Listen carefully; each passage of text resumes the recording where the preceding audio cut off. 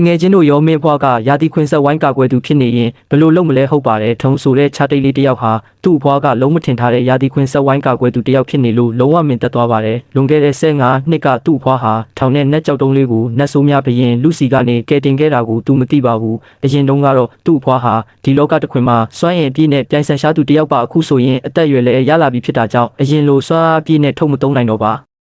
တရက်နတ်ဆိုးတွေရန်ကကာကွယ်ဖို့အဆောင်ရန်တရားတွေနဲ့ချိတ်ဆွဲထားတဲ့အိမ်ကိုတောင်ရဲပေါ်ဆမှုကြောင့်ထောင်ရနဲ့သူ့အဖွားဟာမထင်မှတ်ထားတဲ့ကန်ဆိုးမိုးမောင်ကျမှုကြီးနဲ့ကြုံတွေ့ရပါတော့တယ်လွန်ခဲ့တဲ့15နှစ်ကပျောက်ဆုံးနေခဲ့တဲ့နတ်ဆိုးများဘရင်လူဟာသူတို့ရှေ့မှာပြန်ပေါ်လာခဲ့ပါတယ်အဲ့ဒါနဲ့လူလောကတစ်ခွင်မှာအကြီးမားဆုံးနဲ့အပြင်းထန်ဆုံးတိုက်ခိုက်မှုဖြစ်ပွားဖို့ရန်အတွက်စောင့်ဆိုင်းနေကြပါတယ်လေပွေတစ်ချက်ဝေ့တာနဲ့အကြီးမားဆုံးပြိုင်ပွဲကြီးကစတင်ပါတော့တယ်အဖွားဟာဆယ်ကီရာရဲ့မြေလက်တီးကိုတုံးပြီး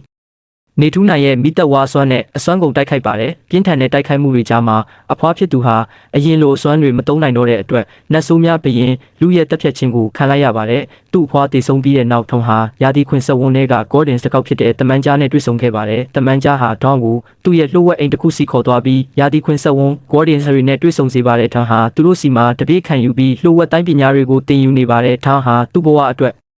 လက်စားချေဖို့အသင့်အနေထားသို့ရောက်အောင်တင် जा ပြီးတော့လဲမော်ကြောက်တုံးရဲ့အစွမ်းကိုအသုံးမပြုတတ်သေးပါဘူးတစ်ဖက်မှာတော့နတ်ဆိုးများဘရင်လူဟာရာသီခွင်ဆက်ဝန်းကောင်တွေစီကအစွမ်းတွေနဲ့တိုင်းပညာတွေကိုစုပ်ယူပြီးအင်အားလွန်ကြီးမားတဲ့အခြေအနေသို့ရောက်ရှိနေခဲ့ပါပြီ